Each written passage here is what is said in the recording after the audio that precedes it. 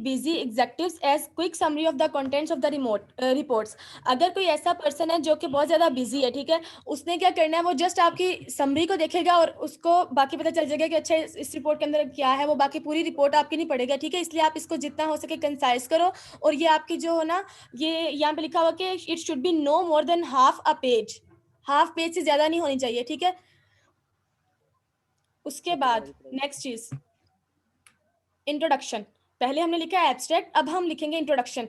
Introduction जब आप वैसे भी कोई अपना इंट्रोडक्शन करता है, वो कैसे करता है, वो अपने अपने बारे में बताता है, ठीक है, अपना बताता है कि मैं कहाँ पे इस वक्त मैं क्या कर रहा हूँ, मैं आगे क्या करूँगा, अपना प्रेजेंट पास्ट फ्यूचर सब कुछ बताता है। इंट्रोडक्शन में हमने यही चीज़ें बतानी है, क्योंकि हम रिपोर्ट लिखेंगे, हमने उसका प्रेजेंट तो नहीं देखा, हमने उसको किस में देखना है, हमने उसको इस तरह लिखना है कि ये इंसिडेंट हुआ था, हमने इसमें ये किया, ठीक है। आपने उसमें क्या पॉइंट्स रखे, वो आपने सारे इंट्रोडक्शन बताने। Introduction set out what you plan to say and provides a brief summary of the problem under discussion. Okay, जो आपकी प्रॉब्लम आई आपने उसको ब्रीफली बताना है यहाँ पे, तीनों पॉइंट्स को सामने रखते हुए। It should also touch briefly on your conclusions. Conclusion होता है आपका रिजल्ट, वो कहता है कि ये आपका जो इंट्रोडक्शन होता है उसको भी टच कर रहा हो। कंक्लूजन होता है ना आपका फ्यूचर में क्या होना है, क्योंकि मैंने इसमें आपको कहा तीनों पॉइंट्स आने चाहिए, प्रेजेंट पास्ट और फ्यूचर। इसमें आपने अपनी कंक्लूजन को भी शामिल करना है इंट्रोडक्शन में, तभी आपका अच्छा इंट्रोडक्शन होगा। लाइक आपसे अगर कोई पूछे आपने नेक्स्ट क्या करना है, आप बताओगे, कोई कहता है मैंने डॉक्टर बनना है, कोई कहता है मैंने इंजीनियर बनना है, ऐसे होता है ना, तो आप उसमें अपनी कंक्लूजन भी बताओगे। उसके बाद आ जाती है उसकी मेन बॉडी, ठीक है। उसके report main body of the report should be carefully structured in a way that leads the reader through the issue. Okay, you should split into section using numbers, subheading relating to themes or areas of consideration। वही चीज जो मैंने आपको बार बार बता चुकी हूँ कि इसमें आपने नंबर्स यूज करने हैं, सब हेडिंग्स यूज करनी है, इसमें आप बुलेट पॉइंट्स यूज कर सकते हो। इसको आपने set out clearly and concisely the main issue under discussion. आपने सिर्फ उस चीज को रखना है, जो आपकी एक्स्ट्रा मटेरियल होगा उसको आपने डिस्कार्ड करना है, सिर्फ उसी चीज को माइंड में रखना है जो आपका अंडर डिस्कशन इस वक्त है, ठीक है। उसको आपने कंसाइजली आपने उसको डिफाइन कर देना है बस। उसके बाद it may also include experimental results, ठीक है। All the information that you present should be related back to brief and the precise subject under discussion. Okay, उसके बाद वही चीजें बार बार रिपीट हो रही हैं। उसके बाद कंक्लूजन, कोई कुछ कह रहे हैं?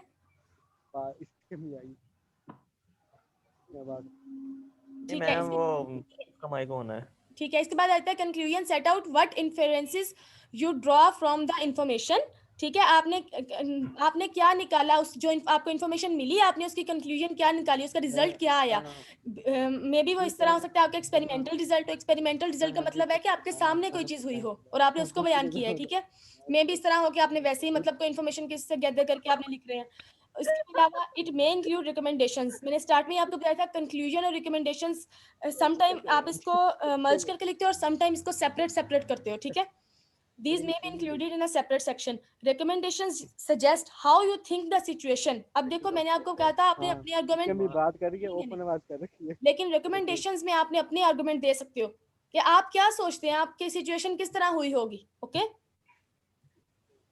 उसके बाद मतलब वो दोनों है ना, दोनों फैमिली वो है कि भाई चलो हो जाए। अच्छा मैम,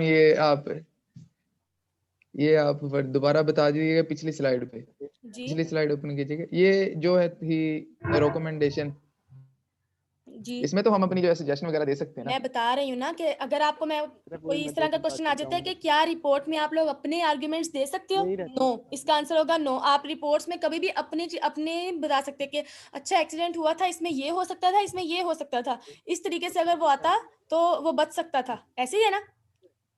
जी जी, आप रिपोर्ट में इस तरह नहीं करोगे, रिपोर्ट में आप लिखोगे कि जो हो चुका है, लेकिन रिकमेंडेशंस में आप लोग अपने सजेशंस दे सकते हो। How you think the situation could be improved, आप कैसे कह सकते हो कि ये सिचुएशन इम्प्रूव हो सकती है, ठीक है।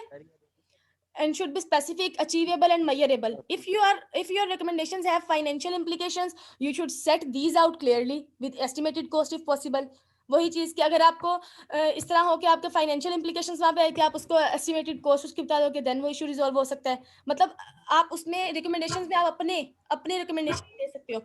आप लोग कोई वेबसाइट ओपन करते हो, वहां पे आप कोई भी वेबसाइट ओपन करते हो, फर्स्ट करो आपने grammarly.com आप डाउनलोड करोगे ना आज एक्सटेंशन, वहां पे आपको एक होती है ग्रामरली और एक होती है स्केपिंग, आई थिंक इस तरह की कोई होती है। जब आप एक डाउनलोड करते हो दूसरा ऑटोमेटिकली आपको रिकमेंड कर रहा होता है, ऐसा ही है ना। इसी तरह जब आप ऑनलाइन शॉपिंग कर रहे हो तो अमेजोन पे या डिफरेंट वेबसाइट्स हैं, ठीक है, दराज है, ओलेक्स है, वहाँ पे आपको क्या होता है, जब आप एक चीज परचेज करते हो दूसरे की रिकमेंडेशन आपको आ रही होती है ना, तो वो खुद से सजेस्ट कर रहे होते हैं, वो खुद से सजेस्ट कर रहे होते हैं कि अच्छा अगर आप ये नहीं तो आप ये कर लो। अच्छा मैंने आपको grammarly.com बताया, उसके अलावा एक होता है copyscape, इसको भी लिख लो। ये दोनों चीजें ना आपके ग्रामर्स को इम्प्रूव करने के लिए, आपके वर्ड में जब आप कोई भी चीज टाइप करते हो ऑटोमेटिकली उसको रिजॉल्व कर देता है। ऐसे दे दिए बहुत है कार मैम कार कॉपी देने थे ना? स्केट कॉपी स्केप, स्केप COPYSCAPE नहीं आना यस यस .com। मैम इससे पहले क्या बताई थी, मैं पहले था नहीं बता इससे पहले थी grammarly.com। grammarly.com ये एक्सटेंशन है मैम गूगल क्रोम। ये एक्सटेंशंस होती हैं, जब आप इनको क्रोम पे डाउनलोड कर लेते हो ना, तो जो भी आप जहां भी पूरे लैपटॉप जी, जी। ब्राउजर पे आप जब भी कोई टाइप करोगे ना कोई भी चीज, तो वो ऑटोमेटिकली आपको सजेशंस दे रहा होगा ना, ये गलत है, आप इसको इस तरह से इंप्रूव करके ये लिख ले, सजेशंस दे रहा होता है, ठीक है। और जो कॉपीस्केप होता है ना, इसमें बेनिफिट आपको मेन ये मिल जाता है कि इसमें ना $5 होते हैं आई थिंक इसके सब्सक्रिप्शन चार्जेस। तो अगर आप उसको एक दफा परचेज कर लो ना, सारा काम आपका मतलब जितना भी, क्योंकि ये होते हैं पेड, ये सारे कुछ आपको फ्री सर्विसेज दे रहे होते हैं, ठीक है, सम, लेकिन कुछ इस तरह की सर्विसेज होती हैं जो आप जब तक परचेज नहीं करोगे आपको नहीं मिलेंगी, ऐसे ही है ना। ग्रामरली भी परचेज करनी पड़ती है मैडम? ग्रामरली भी करनी पड़ती है, लेकिन उसमें ये होता है कि काफी सारी चीजें दोनों परचेज नहीं करनी पड़ती। मैं कह रही हूँ अगर आपका बहुत ज्यादा हाई वर्क है ना, लाइक अगर आप लोग ब्लॉग्स लिख रहे हो, वेबसाइट्स ब्लॉग लिख रहे हो, देन उसके लिए आपको एक वेल स्ट्रक्चर्ड डाटा चाहिए, उसके लिए आपको ये हेल्प आउट करता है आपके डाटा को स्ट्रक्चर्ड फॉर्म में लाने के लिए, ठीक है, ऑर्गेनाइज फॉर्म में लाने के लिए ये आपके डाटा को इंप्रूव करता है। आप जो भी टाइप करोगे वो ऑटोमेटिकली उसको ना अपने वे में कन्वर्ट करके आपको दे देगा, लेकिन उसके लिए $5 होता है, जो मतलब तकरीबन खत्म ही नहीं होता आपका। मैं आपको इसका बताऊंगी जब आप इसमें कंटेंट राइटिंग वगैरह करोगे ना, तब आप इसको यूज करोगे बहुत ज्यादा, लेकिन अभी जब आप लोग असाइनमेंट करोगे उसमें ये दोनों चीजें यूज करके आप लोग मुझे बताओगे कि इसने आपको कितना हेल्प आउट किया। ओके ठीक है मैम, ठीक है अच्छा ओके। जी, उसके बाद लास्ट मैम स्लाइड है, असाइनमेंट के बारे में बता दो, इसके बारे में असाइनमेंट के बारे में भी बता देना कि क्या होगी। ठीक है। आई थिंक ये लास्ट स्लाइड है, फाइनल वार्निंग, बस ठीक है, ये लास्ट स्लाइड है, इसके बाद आती हूँ। A word on writing style.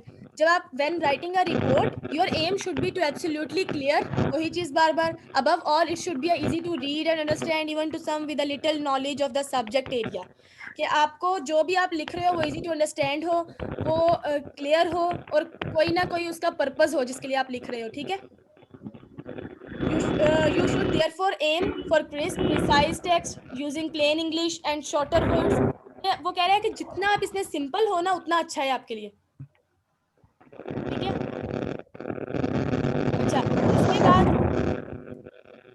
you should also avoid jargons. If you use specialist language, you should explain each word as you use it. If you find that you have had to explain more than about 5 words, you are probably using too much jargons, ठीक है। वो कह रहे हैं कि आपके ना ये आपकी रिपोर्ट पे डिपेंड करेगा कि आपको उसके अंदर किस तरह की लैंग्वेज यूज करनी है। अगर आपका कोई फॉर्मल आप रिपोर्ट लिख रहे हो, देन उसके लिए आप किस तरह के यूज करोगे, वो कह रहे हैं आप इसमें जर्गन्स अवॉइड कर दें, ठीक है। Too much jargon and need to replace some of it with simpler word. इसके बाद आ जाता है कंसीडर योर ऑडियंस, ठीक है। कंसीडर योर ऑडियंस, ये मैं बहुत ज्यादा एक्सप्लेन कर चुकी हूँ कि आपने अपना क्या करना है, ऑडियंस को सामने रखते हुए आपने अपनी जो रिपोर्ट है उसको राइट करना है, ओके। इन 2 पॉइंट्स के अगर किसी को नहीं समझ आई तो पूछ ले, देन नेक्स्ट चलते हैं। ये ऊपर वाले की थोड़ा सा बता दीजिएगा, अवॉइड जर्गन। जर्गन का मतलब होता है आपने ये वाला। इसमें बैड लैंग्वेज यूज नहीं करनी है, आपने फॉर्मल रहना है, ठीक है। मतलब वो कहते हैं ना बहतान किसी के ऊपर लगा दिया, इसने ये किया, इसने इस तरह किया, कोई बैड वर्ड्स आपने यूज नहीं करने, ओके ठीक है। इसके बाद आता है इसमें स्पेशल वर्ड्स, ये डिफरेंट सेंस में यूज होता है जर्गन, नॉट इन बैड, मतलब डिफरेंट सेंस में आप इसे यूज कर सकते हो कि आप इसमें कोई स्पेशल वर्ड्स यूज नहीं करने, प्रोफेशनल रहना है इसमें। उसके बाद आता है as with an a final warning. अब लास्ट ये स्लाइड है कि फाइनल वार्निंग इसमें क्या होती है, as with any academic assignment और formal piece of writing your work will be benefit from being read over again and edit ruthlessly for sense and style. अब इसका मतलब क्या है, मैंने आपको बताया कि जो हम जो ज्यादातर लिखते हैं ना एज अ स्टूडेंट, अगर मैं आपको दूं, आप लोग क्या करोगे, आप एज अ स्टूडेंट आप क्या करोगे, एकेडमिक असाइनमेंट लिखोगे, फॉर्मल पीस ऑफ राइटिंग लिखोगे, जाहिर है आप इन चीजों को यूज नहीं करोगे, जर्गन्स वगैरह को, ठीक है, आप इसमें बैड वर्ड्स यूज नहीं करोगे। Pay particular attention to whether all the information that you have included is relevant. बार बार वही चीज के जो भी आप इन्फॉर्मेशन उसमें लिखोगे रेलिवेंट होनी चाहिए। अगर कोई इररेलिवेंट इन्फॉर्मेशन है आप उसको क्या कर दोगे, डिस्कार्ड कर दोगे। आपने इसमें टेंसेस का ख्याल रखना है कि किस पर्सन के लिए आप लोग लिख रहे हो, ग्रामर्स का ख्याल रखना है, ठीक है, स्पेलिंग्स, और इसके अलावा one last check against any requirement on structure.